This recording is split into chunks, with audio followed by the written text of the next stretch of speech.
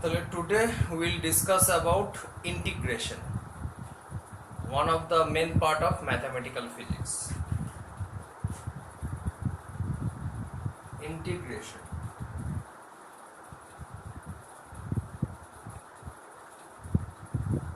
Integration means summation of continuous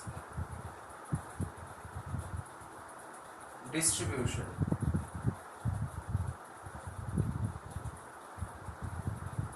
integration means summation of continuous distribution. Summation means sum of kora, adding kora, add up kora. ঠিক আছে, summation means add করা। continuous distribution তোমরা কোথায় পড়েছো? Class 10 এ পড়েছো। Statistics এর একটা part ছিল, একটা ছিল ডিসক্রিট আর একটা ছিল কন্টিনিউয়াস। ডিসক্রিট যেটা হচ্ছে আমাদের শু সাইজ, সেটা হচ্ছে ডিসক্রিট।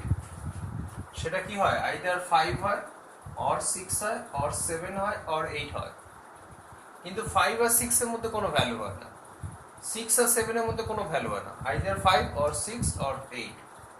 ঠিক আছে, যেমন ক্লাসের number of students, either 50 or 51, বা আমাদের গ্রুপে আছে 14, মানে 13 এর পর 14। 13 আর 14 এর মাঝামাঝি কোনো ভ্যালু নেই, যে কোনো জায়গায় শোনা যায় না যে ওই সেন্টারে 13.5 স্টুডেন্টস পড়ছে। তাহলে 13 আর 14 এর মাঝামাঝি কোনো ভ্যালু নেই, either 13 or 14. Okay, so this is a discrete number. Continuous distribution কি? আমাদের height of a man, তাহলে this is a continuous 5 feet or 6 feet। 5 আর 6 এর মাঝখানে যে কোনো ভ্যালু হতে পারে, 5 feet হতে পারে কারো হাইট, 6 feet হতে পারে, বা 5 আর 6 এর মাঝখানে যে কোনো ভ্যালু হতে পারে, 5.1, 5.15, 5.2, 5.3, 5.4, যে কোনো ভ্যালু হতে পারে। So this is a continuous. Mass of a body, আমাদের যে বডি মাস সেটা হচ্ছে কন্টিনিউয়াস। 50 কেজি হতে পারে, বা 51 হতে পারে, বা 50 বা 51 এর মধ্যে যে কোনো ভ্যালু হতে পারে। তাহলে ইন্টিগ্রেশন হচ্ছে সামেশন অফ কন্টিনিউয়াস ডিস্ট্রিবিউশন। এবার দেখা যাক ইন্টিগ্রেশনের বেসিক ফর্মুলা কি।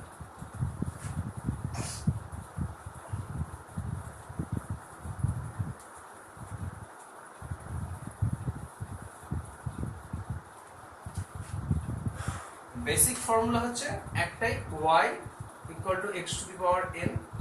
এটা হচ্ছে আমাদের বেসিক ইকুয়েশন। এর বোথ সাইডে আমি কি করলাম, এই সিম্বল আর এই dx টা মাল্টিপ্লাই করলাম, এই সিম্বলটা মাল্টিপ্লাই করলাম আর এটা হচ্ছে dx টা মাল্টিপ্লাই করলাম। তাহলে এখানে বোথ সাইডে সিম্বল আর dx মাল্টিপ্লাই করলাম। তাহলে এখানে রেজাল্ট কি হয়ে যাবে? x to the power n plus 1 divided by n plus 1। এই রেজাল্টটা কি করে আসছে সেটা আমরা পরে ডিসকাস করছি। এই রেজাল্টটা ম্যাচ করবে কিনা, বা আমাদের যে প্র্যাকটিক্যাল যে অ্যাপ্লিকেশন তার সাথে কিভাবে ম্যাচ করবে, সেটা আমরা কিছুক্ষণ পরে আসছি। এখন আমরা দেখতে পাচ্ছি যেটা, that is summation of y dx is equal to x to the power n dx equal to x to the power n plus 1 divided by n plus 1। এটা হচ্ছে ফর্মুলা। সেই ফর্মুলাটা আমরা তোমাকে করব, জাস্টিফাই করব এক্সাম্পল দিয়ে। তাহলে n not equal to minus 1। তাহলে এই ফর্মুলাতে n not equal to minus 1 কেন? কেন ডিনোমিনেটরে যদি if you put minus 1, then minus 1 plus 1 it will become 0, so result will be infinity.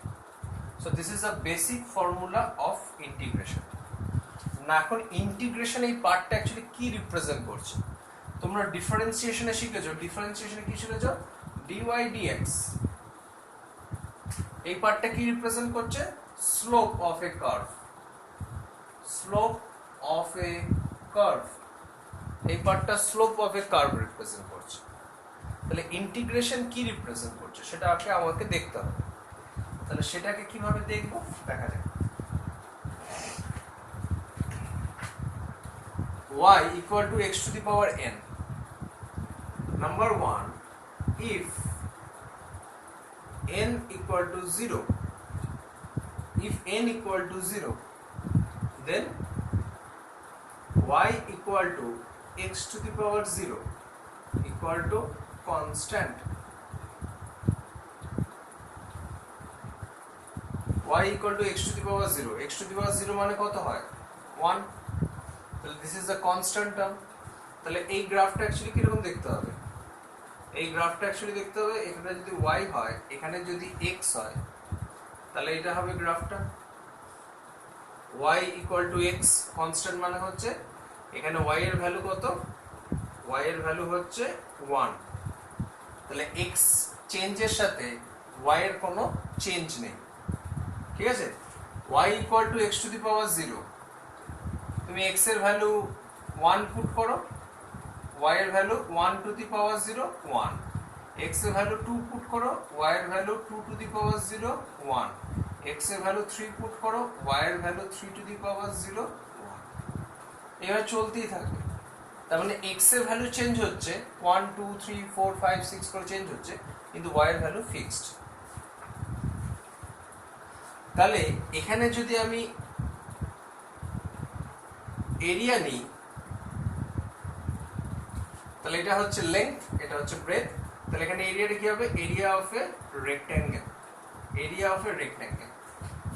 তাহলে এই এরিয়াটা এখন কত হবে, this area is length into breadth, this area is length into breadth, that means x into y, xy, since the value of y is 1, so this is x, area পেয়ে গেলাম। এবার এই ফর্মুলাতে n0 পুট করি, তাহলে y dx x to the power 0, okay, x to the power 0 dx, তার মানে এখানে কি হয়ে যাচ্ছে x to the power 0 plus 1 এই ফর্মুলাতে ডিভাইডেড বাই 0 plus 1, তার মানে এটা কি হয়ে যাচ্ছে x। তাহলে বেসিক্যালি y dx এখানে তুমি কি ভাবতে পারো, তুমি এখানে একটা ছোট্ট এলিমেন্ট নাও, ছোট্ট একটা এলিমেন্টারি পার্ট নাও, এই এলিমেন্টারি পার্টটার থিকনেস হচ্ছে dx আর লেংথ হচ্ছে y, তাহলে y dx হচ্ছে কি, এই ছোট্ট একটা পার্টটার এরিয়া।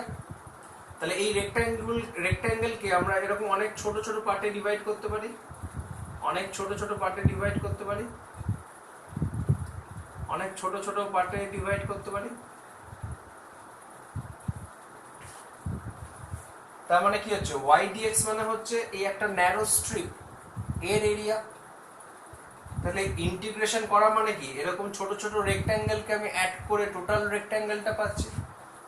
তাহলে y dx অ্যাকচুয়ালি বেসিক্যালি কি আসছে x, এখানে area under the total curve কি আসছে x। তাহলে এই ইন্টিগ্রেশন y dx কি রিপ্রেজেন্ট করছে, integration y dx represents area under a curve, area under a curve। তাহলে y dx হচ্ছে একটা ন্যারো স্ট্রিপের এরিয়া, সেই এরকম অসংখ্য ন্যারো স্ট্রিপ অ্যাড করে দিয়ে আমি অ্যাকচুয়ালি টোটাল রেক্ট্যাঙ্গেলটা পাচ্ছি। তাহলে ইন্টিগ্রেশন y dx মানে হচ্ছে this is a summation of all the areas, সেটা দিয়ে আমরা টোটাল এরিয়া পাচ্ছি। তাহলে এই y dx ইন্টিগ্রেশন সাইনটা অ্যাকচুয়ালি কি রিপ্রেজেন্ট করছে, area under a curve, okay, area under a curve represent করছে। একটা এক্সাম্পল দেখা যাক, এই এক্সাম্পলটা তোমরা ক্লাস 9 এ পড়েছো।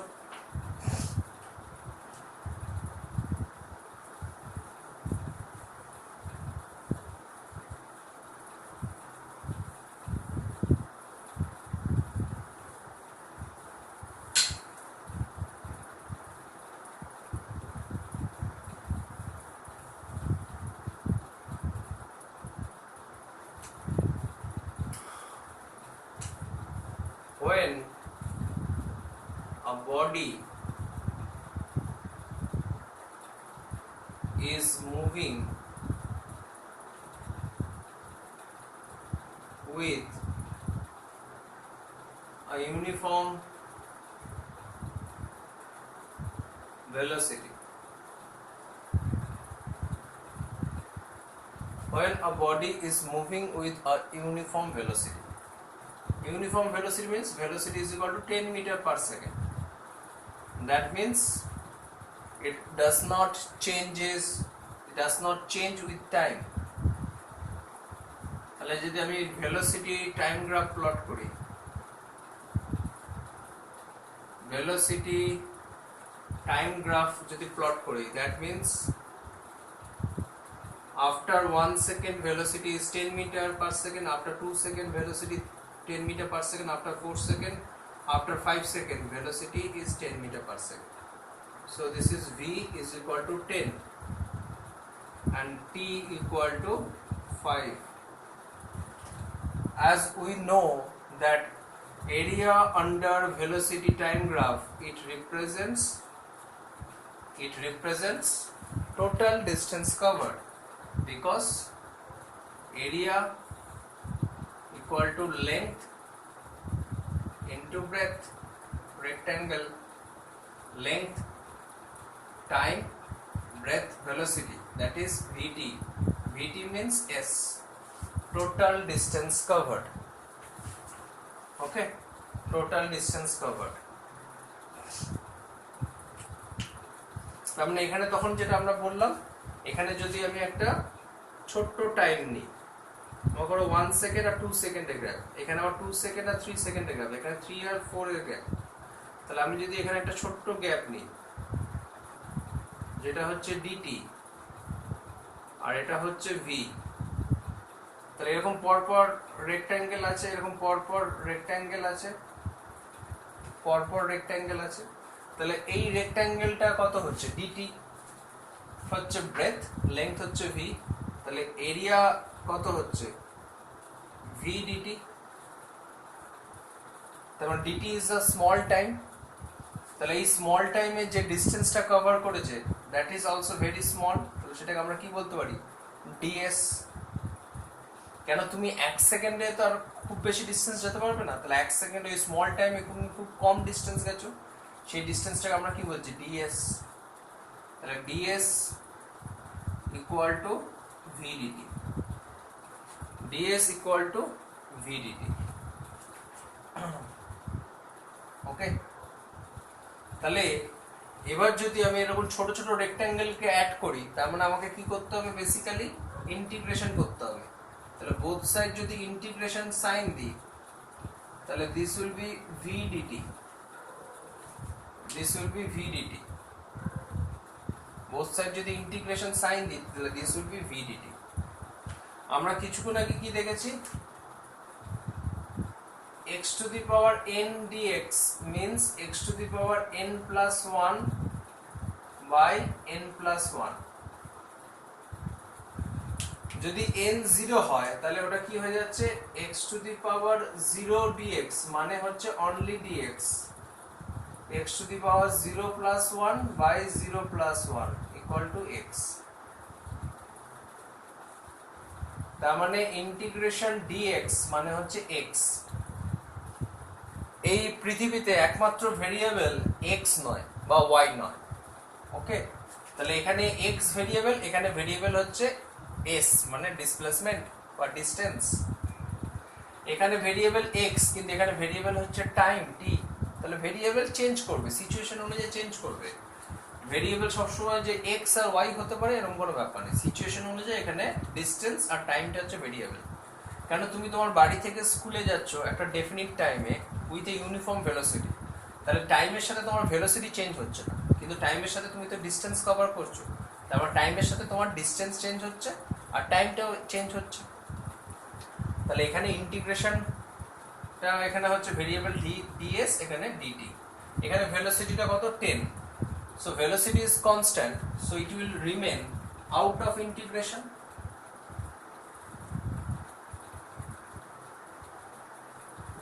It will remain out of integration, কেন 10 এই নাম্বারটা তো চেঞ্জ হবে না, সামেশন করলে তো চেঞ্জ হবে না। তুমি তোমার বাড়ি থেকে স্কুল 10 মিটার পার সেকেন্ডে গেল, so through out the time তোমার ভেলোসিটির কিন্তু কোনো চেঞ্জ নেই।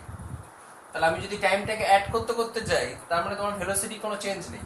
টাইমটাকে যদি অ্যাড করতে করতে যাই, তাহলে আমাকে ডিস্টেন্সটাও অ্যাড করতে করতে যেতে হবে। তাহলে এখানে অ্যাড কার হবে, ডিস্টেন্সের অ্যাড হবে আর টাইমের অ্যাড হবে, কিন্তু ভেলোসিটি তো 10ই থাকছে। ডিস্টেন্সটা গ্র্যাজুয়ালি ইনক্রিজ হচ্ছে, অ্যাড আপ হচ্ছে। প্রথম 1 সেকেন্ডে তুমি হাফ মিটার গেছো, পরের 1 সেকেন্ডে আরো হাফ মিটার গেছো, তোমার মানে 2 সেকেন্ডে 1 মিটার গেছো। তার মানে টাইমটাও অ্যাড হচ্ছে, ডিস্টেন্সটাও অ্যাড হচ্ছে। তাহলে সামেশন কার কার হচ্ছে, টাইম আর ডিস্টেন্সের, কিন্তু ভেলোসিটি 10, তো 10 মিটার পার সেকেন্ডই থেকে যাচ্ছে। এই জন্য ভেলোসিটি যেহেতু সামেশন হবে না, so it is kept outside the integration. তাহলে dx মানে যদি x হয়, dx মানে যদি x হয়, তাহলে ds মানে হবে s আর এটা হবে vt। তাহলে যেটা আমরা নর্মাল এরিয়া করে vt পাচ্ছিলাম, সেটা ইন্টিগ্রেশন দিয়েও আমরা একই লজিকে vt পাবো। ইন্টিগ্রেশন ওখানে কি ছিল, y dx, এখানে y অ্যাক্সিসে কি আছে, ভেলোসিটি। তাহলে এখানে হচ্ছে ইন্টিগ্রেশন v, আর x অ্যাক্সিসে কি আছে, t, v dt, একই জিনিস আসছে। y dx ওখানে, এখানে v dt। তার মানে ইন্টিগ্রেশনটা কি রিপ্রেজেন্ট করছে, area under velocity time graph. So integration v dt actually কি রিপ্রেজেন্ট করছে, area under velocity time graph. v dt টা কি রিপ্রেজেন্ট করছে, একটা ছোট স্মল ন্যারো স্ট্রিপের এরিয়া। আর ইন্টিগ্রেশনটা কি রিপ্রেজেন্ট করছে, এরকম লার্জ নাম্বার অফ ন্যারো স্ট্রিপের এরিয়ার সাম। v dt টা কি রিপ্রেজেন্ট করছে, একটা ন্যারো স্ট্রিপের এরিয়া। আর ইন্টিগ্রেশন সাইনটা কি রিপ্রেজেন্ট করছে, এরকম লার্জ নাম্বার অফ ন্যারো স্ট্রিপের এরিয়ার সাম। তাহলে ইন্টিগ্রেশন বেসিক্যালি কি রিপ্রেজেন্ট করে, area under a curve, area under a curve. দেখে নাও ভালো করে।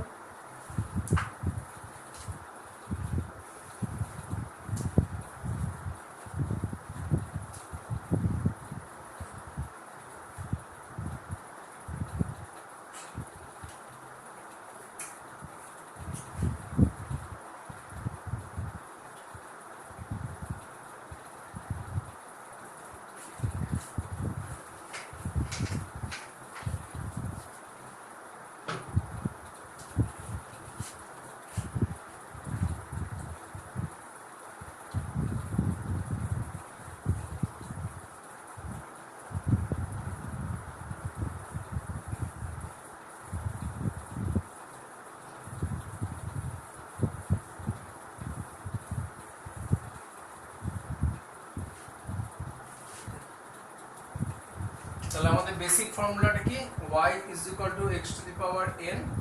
তাহলে ইন্টিগ্রেশন y dx মানে x to the power n dx, x to the power n plus 1 divided by n plus 1, n not equal to minus 1।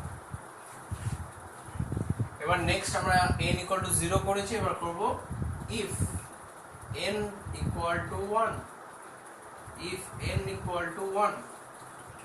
এবার এই পার্টটা করব, if n equal to 1 then y equal to x, y equal to x, so this is a straight line passing through origin, y equal to x। তাহলে এখানে যদি formula করি y dx, y dx, তাহলে এখানে কি হয়ে যাবে, y dx যদি করি, তাহলে এখানে হয়ে যাবে x dx n equal to 1, তাহলে এখানে হয়ে যাবে x to the power 1 plus 1 by 1 plus 1, x square divided by 2, half x square। এখানে যদি area under this curve represent করি, তাহলে কি করতে হবে, পারপেন্ডিকুলার ড্রপ করতে হবে, দিস ইজ দ্য পারপেন্ডিকুলার। তাহলে এই ডিসটেন্সটা কত, x, এই হাইটটা কত, y, তাহলে এরিয়া কত হয়ে যাবে, এরিয়া হয়ে যাবে হাফ ইন্টু বেসটা কত x into height, so this will be x y by 2, আর ওয়াই এর ভ্যালুটা কত এখানে এক্স, পুট করলে এক্স স্কোয়ার বাই 2, তার মানে এখানে ওয়াই ডিএক্স ইন্টিগ্রেশন করলে এক্স স্কোয়ার বাই 2, এখানে নর্মাল এরিয়া ক্যালকুলেট করলে সেটাও এক্স স্কোয়ার বাই 2, তাহলে ওয়াই ডিএক্সটা বেসিক্যালি কি রিপ্রেজেন্ট করছে, area under a curve, area under a curve represent করছে।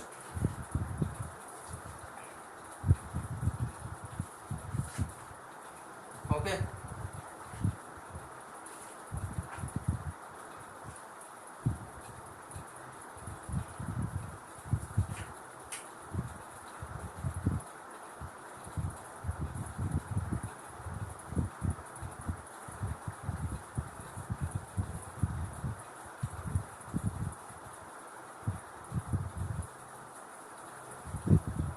এই অবধি কোনো প্রবলেম নেই, n equal to 0 বা n equal to 1 এই অবধি আমাদের কোনো প্রবলেম নেই, কেন এই অবধি আমি আমাদের কোনো নন জিওমেট্রিক্যাল ফিগার পাচ্ছি, সেটা একটা রেক্ট্যাঙ্গেল হতে পারে বা একটা ট্রায়াঙ্গেল হতে পারে, একটা নন জিওমেট্রিক্যাল ফিগার পাচ্ছি।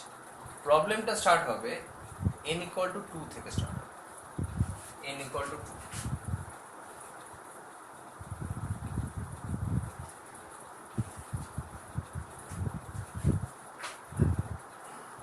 When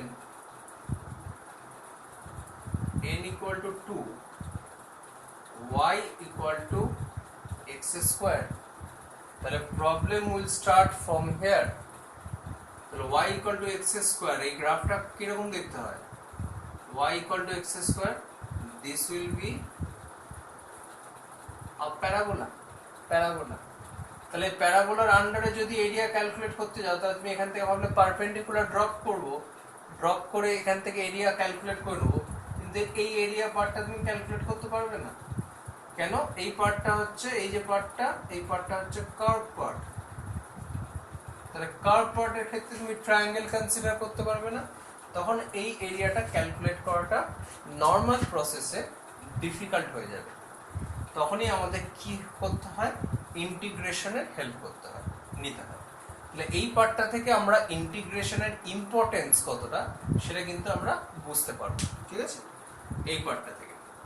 তার জন্য আমরা কি করছি, এই এরিয়াটা ক্যালকুলেট করার জন্য আমরা একটা গ্রাফ প্লট করছি, y x।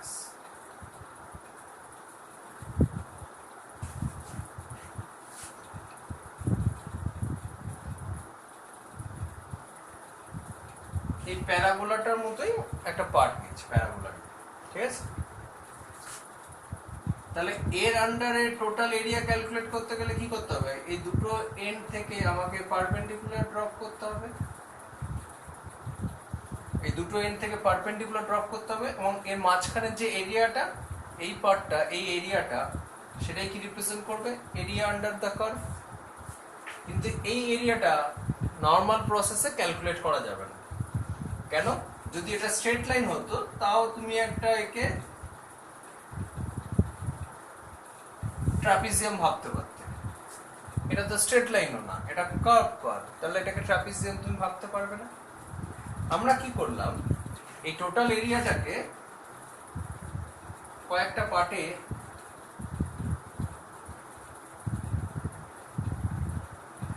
ডিভাইড করে দিই, কয়েকটা পার্টে আমরা ডিভাইড করে দিই,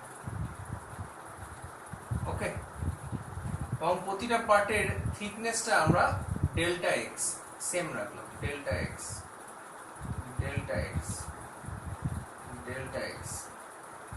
প্রতিটা পার্টের থিকনেসকে আমরা সেম রাখলাম।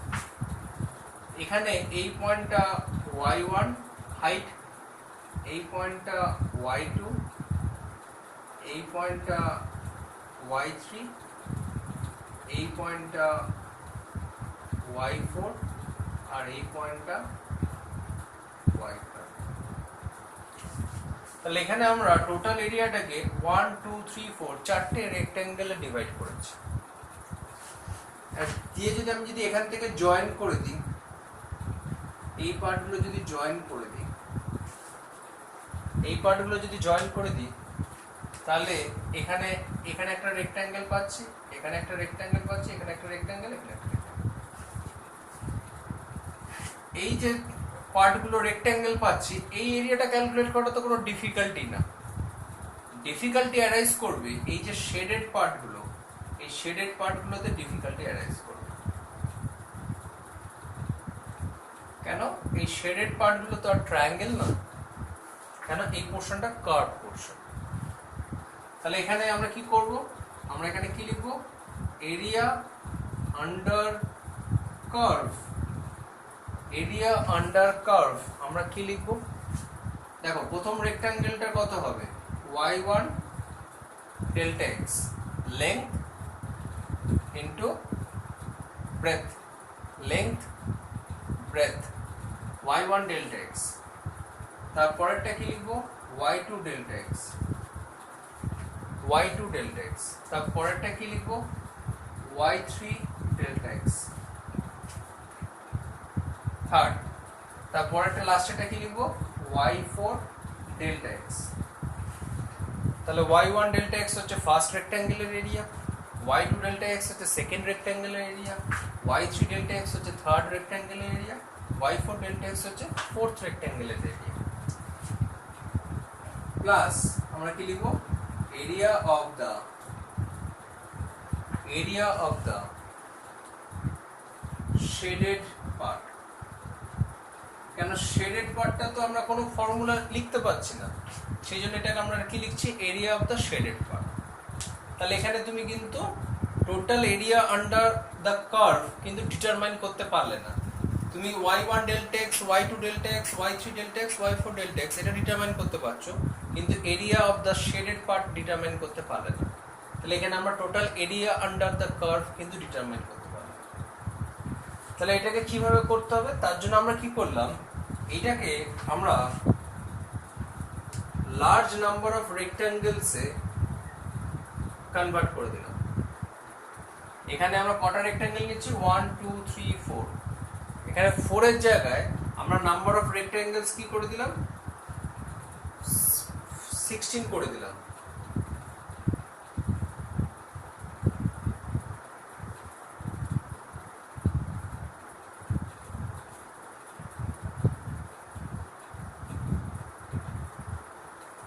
এক 2 3 4 5 6 7 8 9 10 11 12 13 14।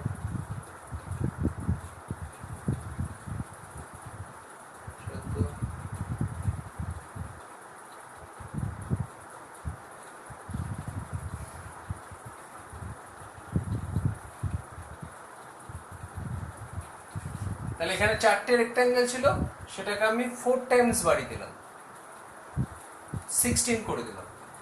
যেই 16 করে দিলাম, এখানে এই যে শেডেড পার্টগুলো, এই ছোট ছোট পার্টগুলো, এই পার্টগুলোর এরিয়া কি হয়ে গেল? মিনিমাইজ হয়ে গেল।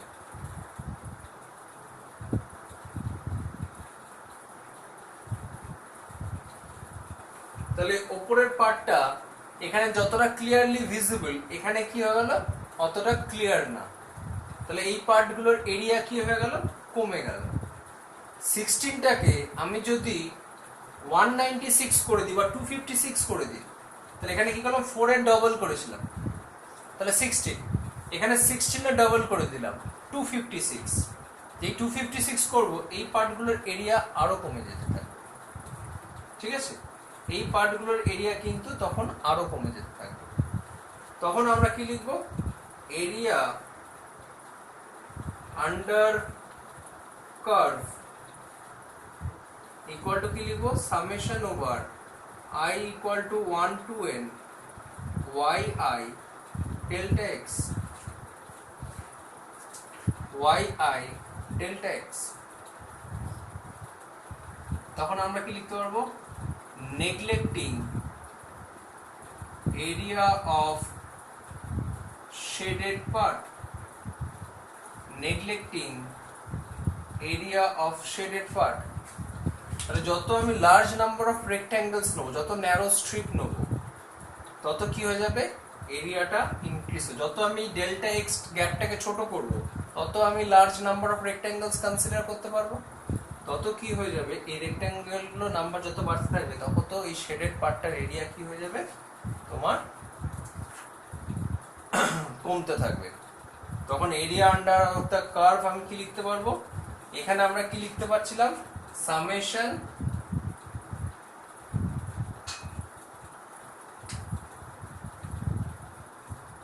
এই পার্টটাতে কি লিখতে পারছিলাম, summation over I equal to 1 to 4 yi dx delta x plus area of shaded part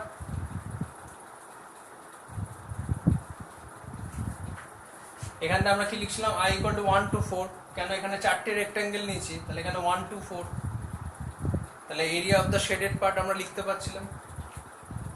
এখানে I equal to 1 to n, nটা এখানে কত, nটা এখানে 16, সেই 16টাকে আমি 256 করতে পারি, সেই 256টাকে তো আরো স্কোয়ার করে আরো বাড়াতে পারি, ঠিক আছে।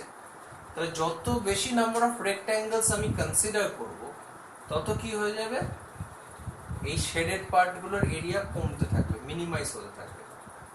তাহলে আমরা যদি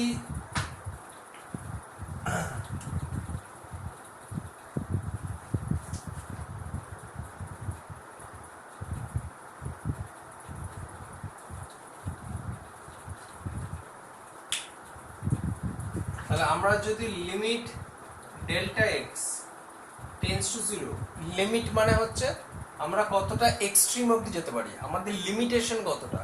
তাহলে লিমিট ডেল্টা এক্স, এই যে ব্রেথটা সেটা কমতে কমতে কমতে আমরা জিরোর কাছাকাছি চলে যেতে পারি, জিরো না কিন্তু জিরোর কাছাকাছি, টেন্স টু 0।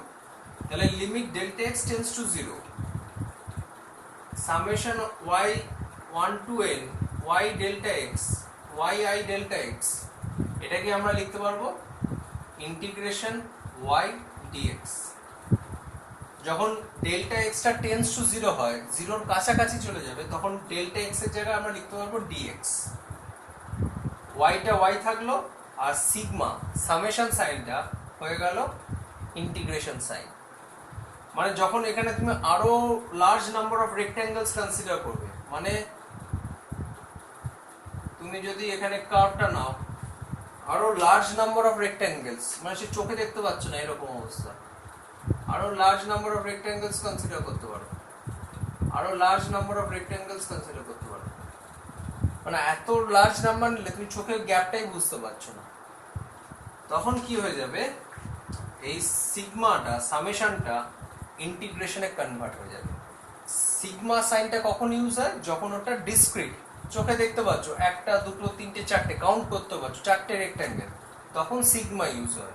16 কাউন্ট করতে পারছো, তখন সিগমা ইউজ হবে ডিসক্রিট ডিস্ট্রিবিউশনে। কিন্তু যখন ওটা ইন্টিগ্রেশন সাইন হয়ে যাবে তখন ওটা হচ্ছে কন্টিনিউয়াস, তখন তুমি চোখে থেকে এটা কাউন্ট করতে পারছো না, গ্যাপগুলো খুবই ন্যারো, ঠিক আছে। তখন limit delta x tends to 0 yi delta x equal to integration